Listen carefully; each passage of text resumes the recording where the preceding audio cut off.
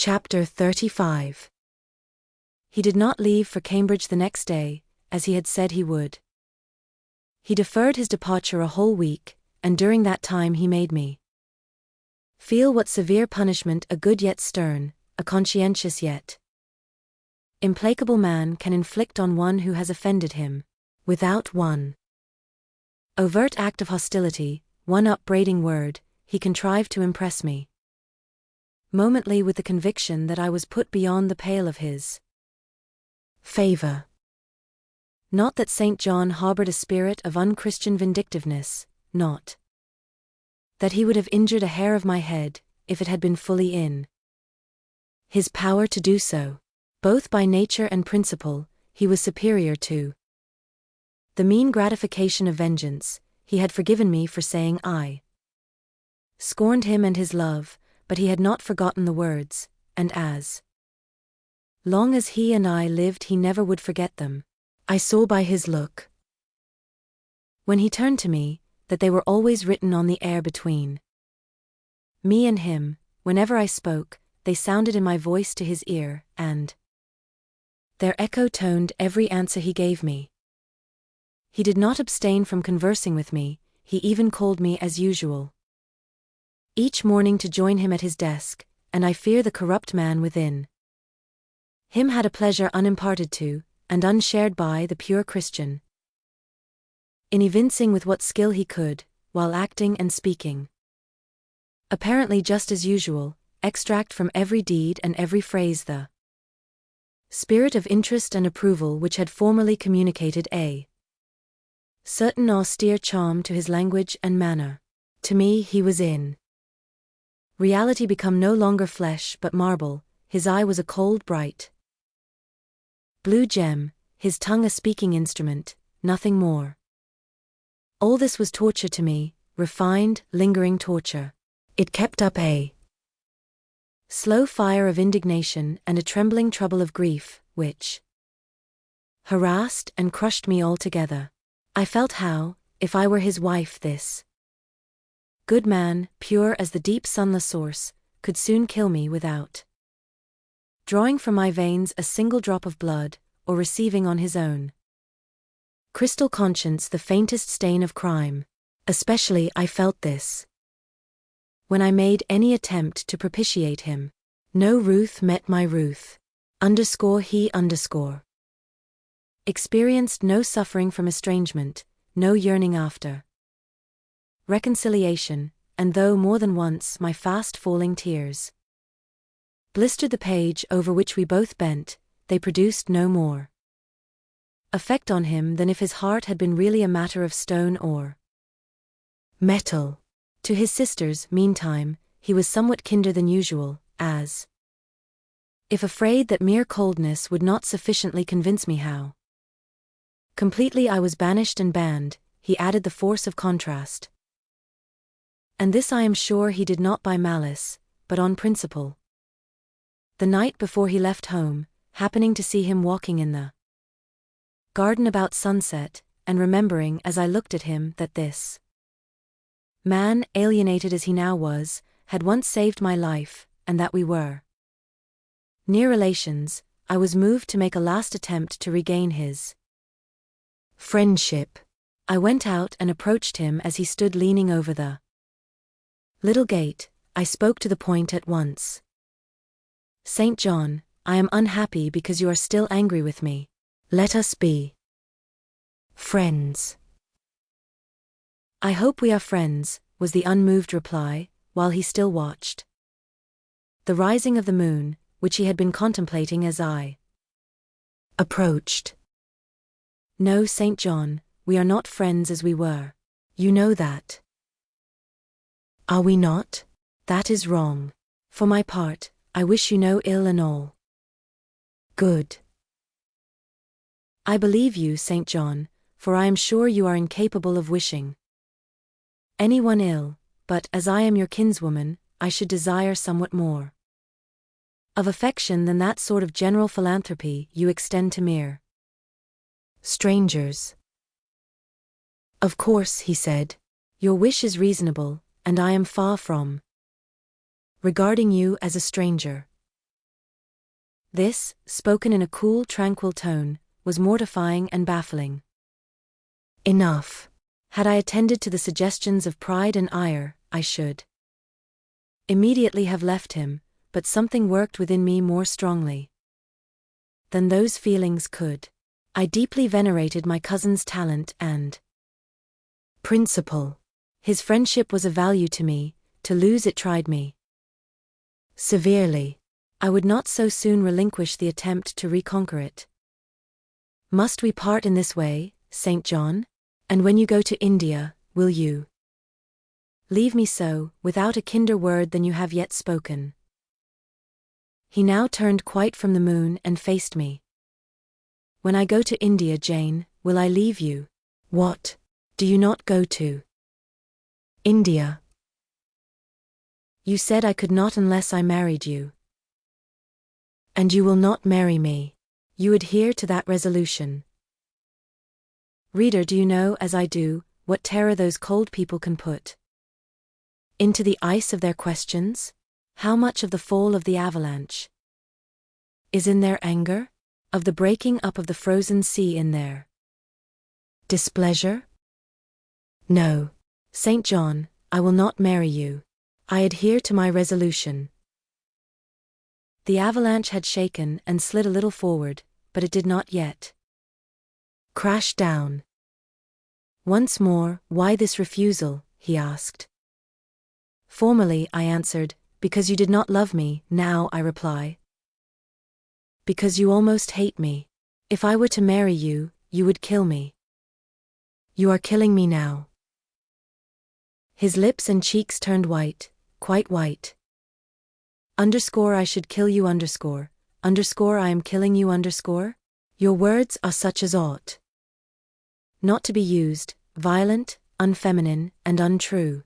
They betray an unfortunate state of mind, they merit severe reproof, they would seem inexcusable, but that it is the duty of man to forgive his fellow even until 77 times. I had finished the business now, while earnestly wishing to erase from his mind the trace of my former offense. I had stamped on that tenacious surface another and far deeper impression. I had burnt it in. Now you will indeed hate me, I said. It is useless to attempt to conciliate you. I see I have made an eternal enemy of you. A fresh wrong did these words inflict, the worse, because they touched on the truth. That bloodless lip quivered to a temporary spasm. I knew the steely ire I had whetted. I was hot wrung. You utterly misinterpret my words, I said, at once seizing his hand. I have no intention to grieve or pain you, indeed I have not. Most bitterly he smiled, most decidedly he withdrew his hand from mine. And now you recall your promise, and will not go to India at all, I presume, said he, after a considerable pause. Yes, I will, as your assistant, I answered. A very long silence succeeded. What struggle there was in him between nature and grace in this interval, I cannot tell, only singular gleams scintillated in his eyes, and strange shadows passed over his face. He spoke at last. I before proved to you the absurdity of a single woman of your age proposing to accompany abroad a single man of mine. I proved it to you in such terms as, I should have thought, would have prevented your ever again alluding to the plan. That you have done so I regret, for your sake. I interrupted him. Anything like a tangible reproach gave me courage at once. Keep to common sense, St. John, you are verging on nonsense. You pretend to be shocked by what I have said. You are not really shocked. For with your superior mind, you cannot be either so dull or so conceited as to misunderstand my meaning. I say again, I will be your curate, if you like, but never your wife. Again he turned lividly pale, but, as before, controlled his passion. Perfectly, he answered emphatically but calmly. A female curate, who is not my wife, would never suit me. With me? Then it seems you cannot go, but if you are sincere in your offer I will, while in town, speak to a married missionary, whose wife needs a coadjutor. Your own fortune will make you independent of the society's aid, and thus you may still be spared the dishonor of breaking your promise and deserting the band you engaged to join. Now I never had, as the reader knows, either given any formal promise or entered into any engagement, and this language was all much too hard and much too despotic for the occasion. I replied, there is no dishonor, no breach of promise, no desertion in the case. I am not under the slightest obligation to go to India, especially with strangers. With you I would have ventured much, because I admire, confide in, and as a sister I love you, but I am convinced that go when and with whom I would, I should not live long in that climate. Ah, you are afraid of yourself, he said, curling his lip. I am. God did not give me my life to throw away, and to do as you wish.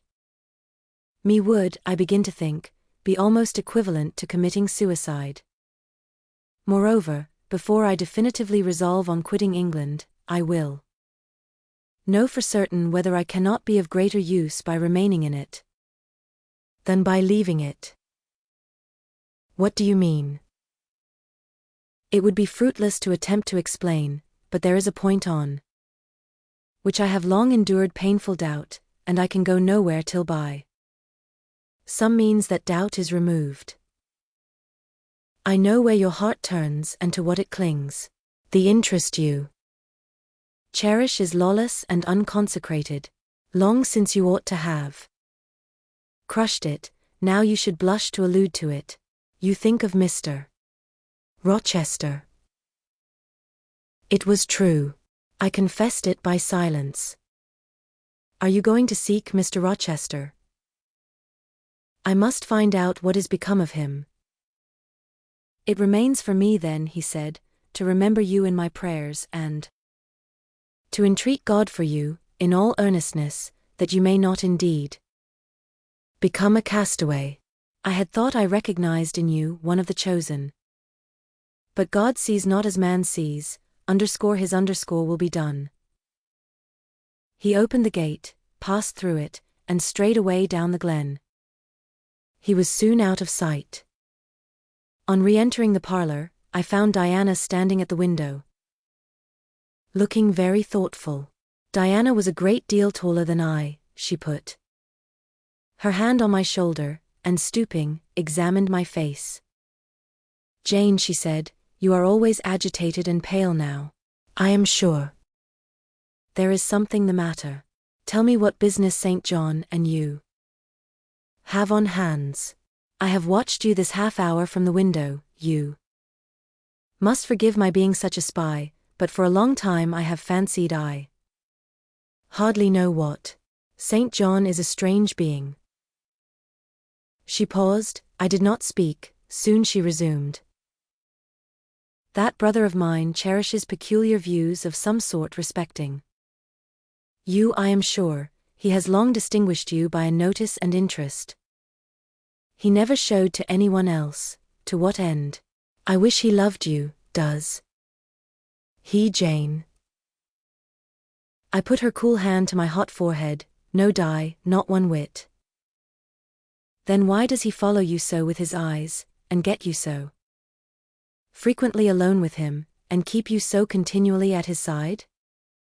Mary and I had both concluded he wished you to marry him. He does. He has asked me to be his wife. Diana clapped her hands. That is just what we hoped and thought. And you will marry him, Jane, won't you? And then he will stay in England. Far from that, Diana. His sole idea in proposing to me is to procure a fitting fellow laborer in his Indian toils. What? He wishes you to go to India? Yes. Madness, she exclaimed. You would not live 3 months there, I am certain. You never shall go. You have not consented, have you, Jane? I have refused to marry him. And have consequently displeased him, she suggested. Deeply, he will never forgive me, I fear, yet I offered to accompany him as his sister. It was frantic folly to do so, Jane. Think of the task you undertook, one of incessant fatigue, where fatigue kills even the strong, and you are weak. St. John, you know him, would urge you to impossibilities. With him there would be no permission to rest during the hot hours, and unfortunately I have noticed, whatever he exacts, you force yourself to perform. I am astonished you found courage to refuse his hand. You do not love him then, Jane? Not as a husband. Yet he is a handsome fellow. And I am so plain, you see, Di. We should never suit. Plain? You? Not at all. You are much too pretty, as well as too good, to be grilled alive in Calcutta. And again she earnestly conjured me to give up all thoughts of going out with her brother. I must indeed, I said, for when just now I repeated the offer of serving him for a deacon, he expressed himself shocked at my want of decency. He seemed to think I had committed an impropriety in proposing to accompany him unmarried, as if I had not from the first hoped to find in him a brother, and habitually regarded him as such. What makes you say he does not love you, Jane? You should hear himself on the subject. He has again and again explained that it is not himself, but his office he wishes to mate. He has told me I am formed for labor, not for love, which is true, no doubt. But, in my opinion, if I am not formed for love, it follows that I am not formed for marriage. Would it not be strange, Di, to be chained for life to a man who regarded one but as a useful tool? Insupportable, unnatural, out of the question. And then, I continued, though I have only sisterly affection for him now, yet, if forced to be his wife, I can imagine the possibility of conceiving an inevitable, strange, torturing kind of love for him. Because he is so talented, and there is often a certain heroic grandeur in his look, manner, and conversation. In that case, my lot would become unspeakably wretched. He would not want me to love him, and if I showed the feeling, he would make me sensible that it was a superfluity, unrequired by him, unbecoming in me. I know he would. And yet St. John is a good man, said Diana. He is a good and a great man, but he forgets, pitilessly, the feelings and claims of little people, in pursuing his own large views. It is better, therefore, for the insignificant to keep out of his way, lest in his progress, he should trample them down. Here he comes. I will leave you, Diana. And I hastened upstairs as I saw him entering the garden. But I was forced to meet him again at supper. During that meal he appeared just as composed as usual. I had thought he would hardly speak to me, and I was certain he had given up the pursuit of his matrimonial scheme. The sequel showed I was mistaken on both points. He addressed me precisely in his ordinary manner, or what had of late been his ordinary manner, one scrupulously polite. No doubt he had invoked the help of the Holy Spirit to subdue the anger I had roused in him, and now believed he had forgiven me once more. For the evening reading before prayers, he selected the 21st chapter of Revelation. It was at all times pleasant to listen while from his lips fell the words of the Bible. Never did his fine voice sound at once so sweet and full, never did his manner become so impressive in its noble simplicity, as when he delivered the oracles of God, and tonight that voice took a more solemn tone, that manner a more thrilling meaning, as he sat in the midst of his household circle, the May moon shining in through the uncurtained window, and rendering almost unnecessary the light of the candle on the table as he sat there bending over the great old Bible, and described from its page the vision of the new heaven and the new earth, told how God would come to dwell with men, how he would wipe away all tears from their eyes, and promised that there should be no more death, neither sorrow nor crying, nor any more pain, because the former things were passed away. The succeeding words thrilled me strangely as he spoke them, especially as I felt by the slight indescribable alteration in sound that in uttering them, his eye had turned on me.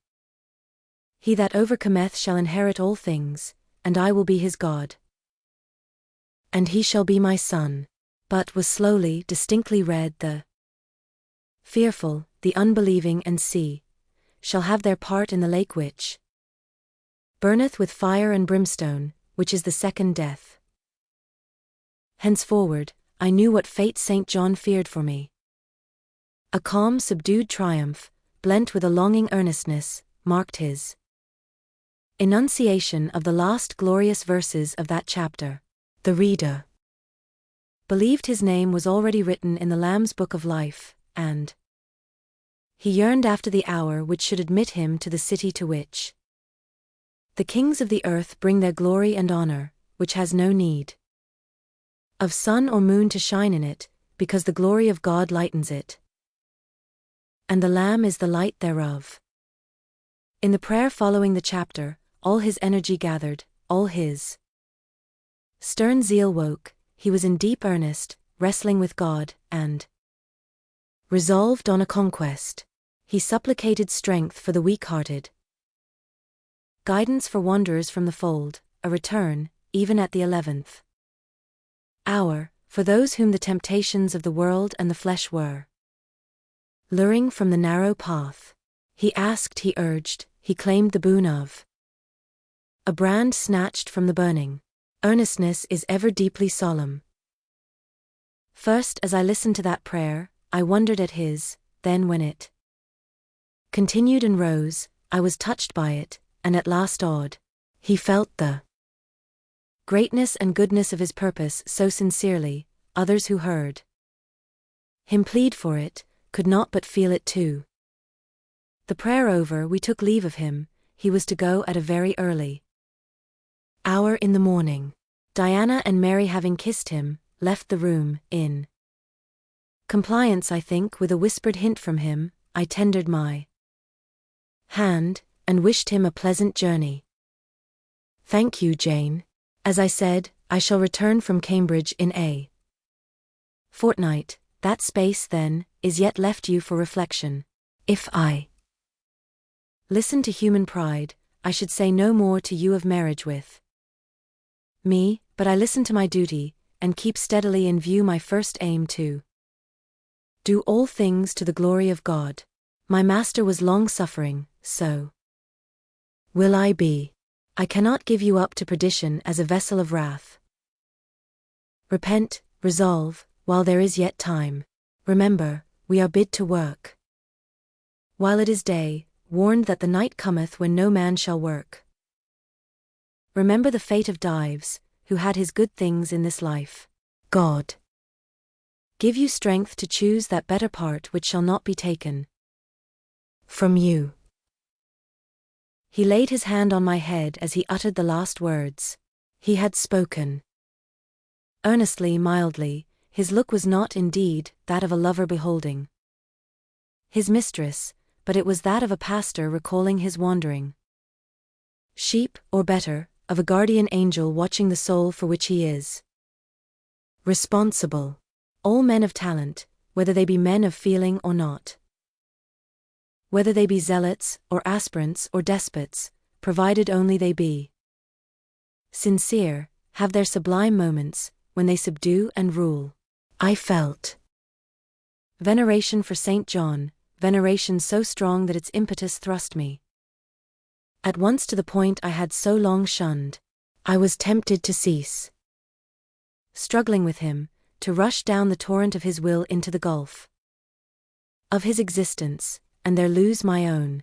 I was almost as hard beset by him now as I had been once before, in a different way by another. I was a fool both times. To have yielded then would have been an error of principle, to have yielded now would have been an error of judgment. So I think at this hour, when I look back to the crisis through the quiet medium of time, I was unconscious of folly at the instant. I stood motionless under my Hierophant's touch. My refusals were forgotten, my fears overcome, my wrestlings paralyzed. The impossible, my marriage with St. John, was fast becoming the possible. All was changing utterly with a sudden sweep. Religion called, angels beckoned, God commanded, life rolled together like a scroll. Death's gates opening, showed eternity beyond. It seemed that for safety and bliss there, all here might be sacrificed in a second. The dim room was full of visions. Could you decide now? Asked the missionary. The inquiry was put in gentle tones. He drew me to him as gently.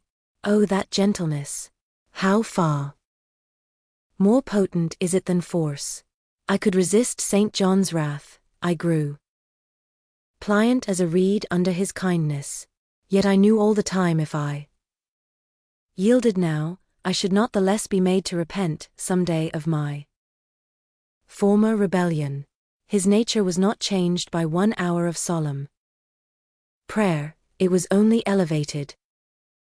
I could decide if I were but certain, I answered, were I but convinced that it is God's will I should marry you, I could vow to marry you here and now, come afterwards what would. My prayers are heard, ejaculated St. John. He pressed his hand firmer on my head, as if he claimed me. He surrounded me with his arm. Almost as if he loved me. I say almost. I knew the difference, for I had felt what it was to be loved, but like him, I had now put love out of the question, and thought only of duty. I contended with my inward dimness of vision, before which clouds yet rolled. I sincerely, deeply, fervently longed to do what was right, and only that. Show me the path. I entreated of heaven. I was excited more than I had ever been, and whether what followed was the effect of excitement the reader shall judge. All the house was still, for I believe all except St. John and myself were now retired to rest.